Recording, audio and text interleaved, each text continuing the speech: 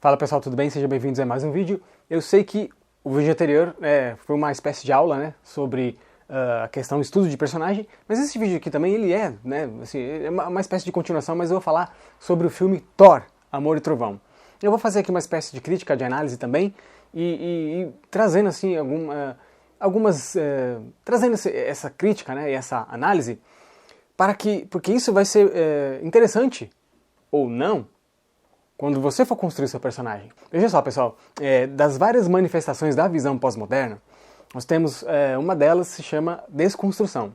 Então, a desconstrução é um conceito de Jacques Derrida. Ele queria desconstruir essa estrutura binária, a qual veio do estruturalismo, que propunha ou concebia um sistema de oposições. Por exemplo, homem, mulher, dentro, fora, dia, noite, Deus, diabo, etc. Tudo isso que eu falei compõe uma lógica racional ocidental.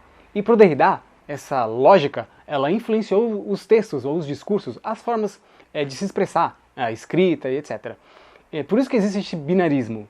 Só que, para esse filósofo, nem tudo que está num texto, ou os significados daquele texto, realmente possuem esse significado. Então, por exemplo, para ele não existia nenhuma relação direta com os significados, ou seja, os elementos e os símbolos de uma palavra, e o significante, ou seja, a própria palavra. Ele propunha o seguinte, fazer uma comparação entre o significante e o significado. Ou seja, quando eu falo fogo, ou se num texto diz fogo, aquele texto não está querendo dizer exatamente que é um incêndio. Poderia ser a boca do fogão, poderia ser um fósforo, e assim por diante.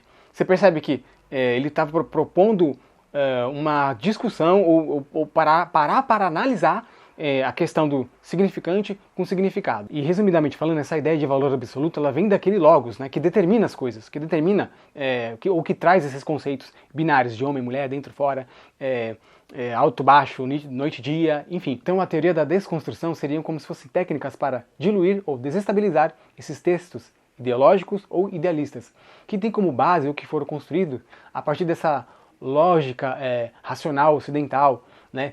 Que aí a partir disso vem aquele binarismo que dá a entender que existem os seus opostos, né? E como a teoria da desconstrução está muito relacionada aos textos e aos discursos, né? As mudanças, né? Ou digamos assim, dar outros significados aos textos e aos discursos, começou-se a surgir novos termos, na verdade, novas palavras que por trás delas tem alguns conceitos, e aí isso entra na linguagem. Então, a teoria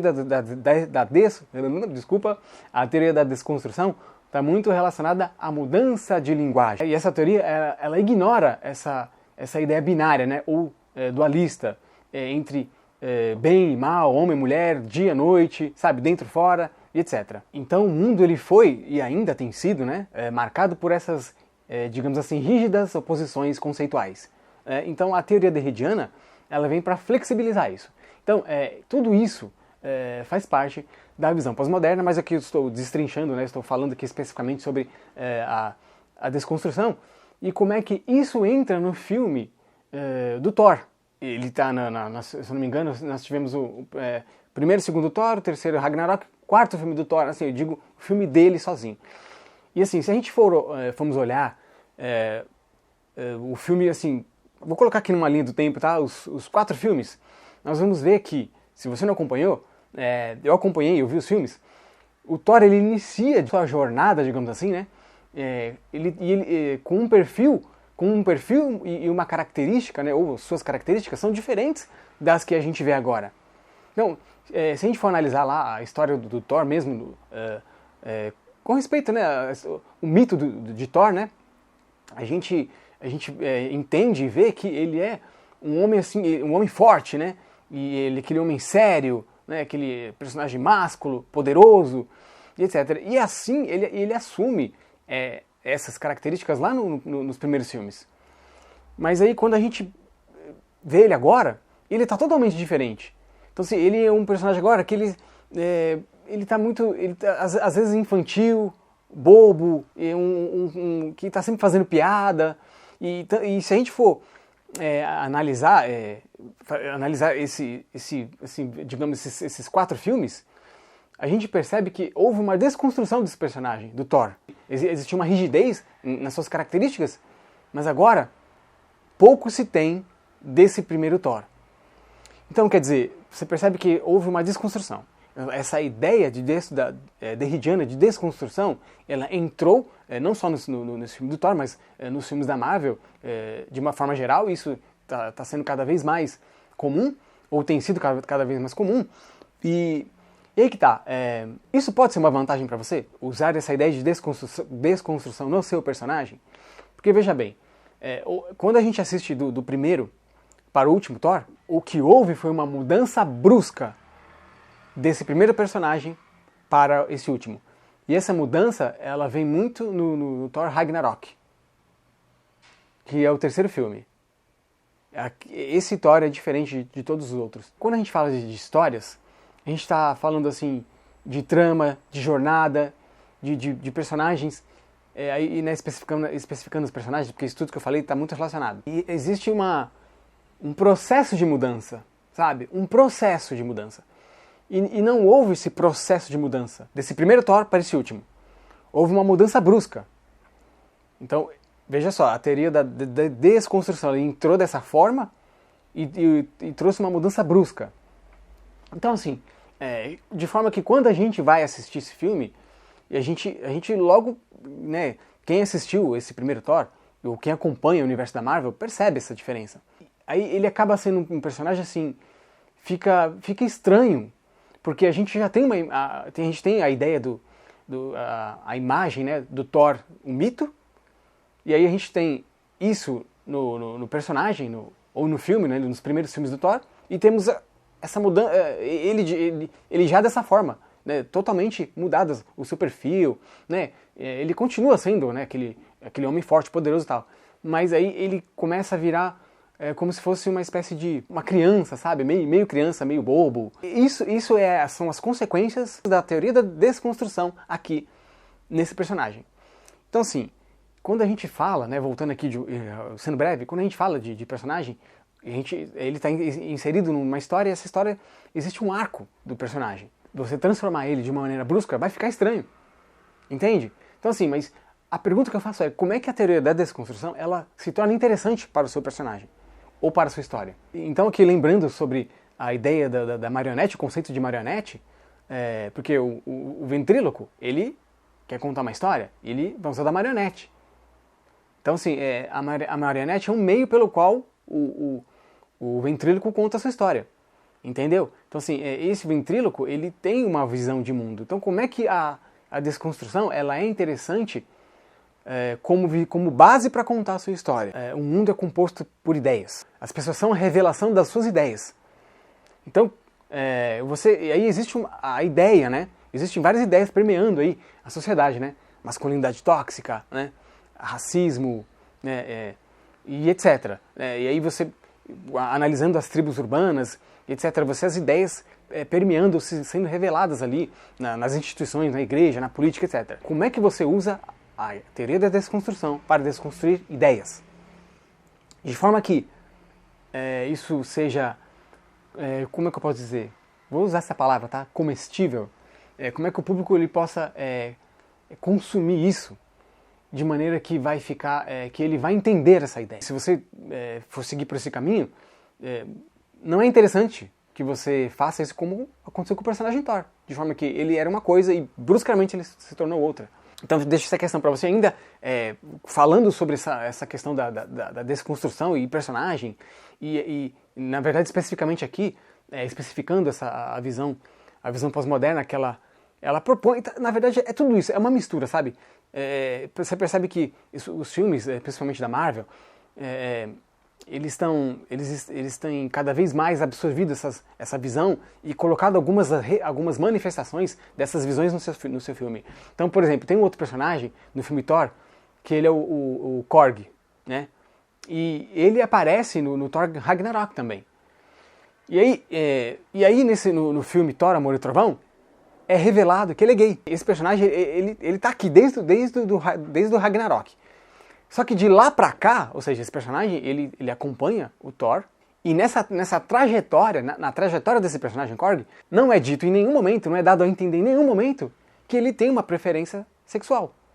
E tudo bem, se você quer falar sobre, contar a história sob o ponto de vista de um personagem que ele tem um gênero definido, né? Ele tem uma opção sexual definida, sabe? Seja lá qual for.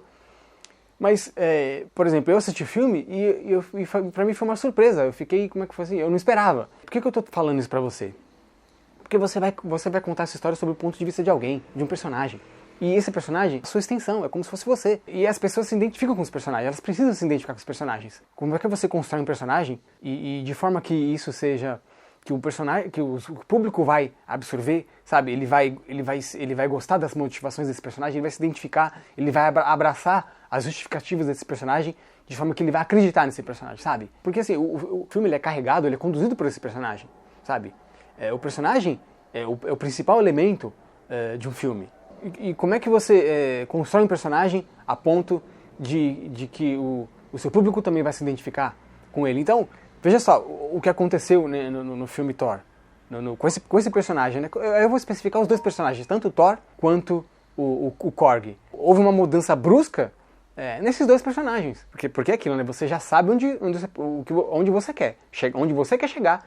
E esse personagem ele vai ser o condutor, ou ele vai conduzir essas ideias, né? Que revelam onde você quer chegar. Então esse personagem ele tem uma jornada, ele passa por um processo de transformação. E esse personagem precisa ter um arco, ele precisa passar por um processo de transformação. Por que esses personagens mudam? Por que eles vão mudando? Quais são as motivações? Porque o personagem, para ele passar por um processo de transformação, ele precisa ser confrontado. Aqui vem os conflitos. O que vai confrontar ele? E esse conflito, ele é um conflito interior, ele vem através de um outro personagem. Esse personagem, ele tem um objetivo diferente, uma visão de mundo diferente desse personagem principal, desse protagonista. Ou desse personagem que vai conduzir a sua história. Voltando aqui, a pergunta que fica é interessante para você usar essa teoria como base para desenvolver a sua história ou desenvolver o seu personagem?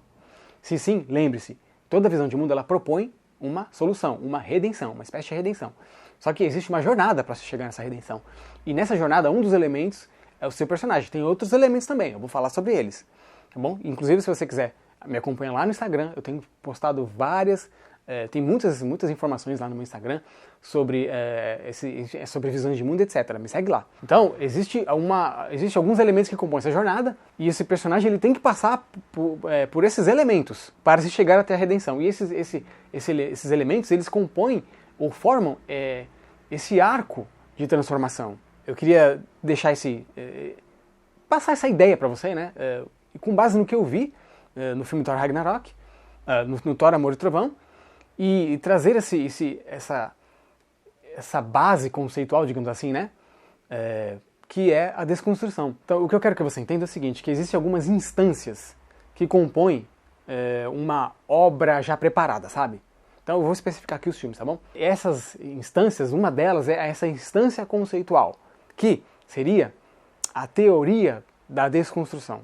Mas também existe uma outra instância que se revela no personagem, que está muito relacionada a nós, a eu e você. É aquela coisa humana. Então, assim, essa instância conceitual, ela tem que fazer jus, ela tem que estar ali muito atrelada, ou muito bem atrelada com essa instância humana, né? E essa instância humana, eu vou colocar aqui a questão das características que formam um ser humano, sabe? As suas emoções, o seu perfil, a sua personalidade, sabe? É como no filme, né, eu falei aqui sobre o Memento. A visão pós-moderna, ela propõe uma outra análise das realidades. Então isso se revelou no Lenny, né, ou no Leonard. Um personagem que tem um problema de memória. E isso colaborou para que ele pudesse ver a realidade de uma outra forma. Percebeu agora? Então assim, veja, quando você for criar o seu personagem, analise bem o conceito que você vai usar, né, a base que você vai usar, a característica dele, aquilo que o compõe, né, que vai compor, que vai formar seu personagem, tem que colaborar para que a visão de mundo ela se revele de forma que o seu público vá consumir. Ok? E aí, o que você achou de tudo isso? Fez sentido para você? Não fez? Se fez sentido, coloque seu comentário. Se não fez sentido nenhum, deixe seu comentário, deixe sua dúvida. E aí a gente vai conversando mais sobre isso. Beleza? Abraço, até o próximo vídeo.